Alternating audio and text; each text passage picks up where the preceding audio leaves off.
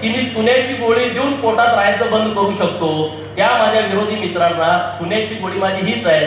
त्यांना आक्षेप आहे की जो नाव बदलायला लागलाय त्याला त्याच्या गावाचं नाव द्या, त्याचं त्याला तालुक्याचं नाव द्या. अरे माझ्या तालुक्यात 40 मंदिरं नाहीत ना, मी कसं नाव देणार?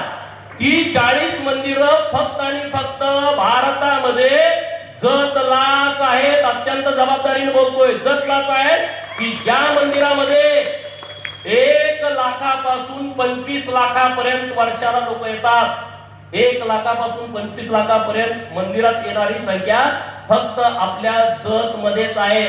मग काल कोणतरी एक ईश्वरपूरचा पुढारी आला होता, मी कुठल्या तरी पेपरला त्यांचं ब्रॅकेट मध्ये बघितलो, देवभूमी करून काय विकास होणार नाही, ईश्वरपूर केल्यामुळे विकास झाला नाही. अरे बाबानो, मला फक्त 1 वर्षाचा वेळ द्या. हे जे 40 मंदिर आहेत ना, या 40 मंदिराचं एक सर्किट आम्ही तयार करतोय. 8 मंदिरांना मी तीर्थक्षेत्र ब चा दर्जा दिलाय. 2 मंदिराच्या वर्क ऑर्डर झाल्या. मुचंडी रमेश देवच इथं आहे आणि बनाळीवाले आपले येत आहेत, बनशंकरी. आता 4 मंदिरांना प्रमा येत आहेत 5-5 कोटी रुपयाच्या. दानम्मा देवीला 5 कोटी आधी दिलेले आहेत.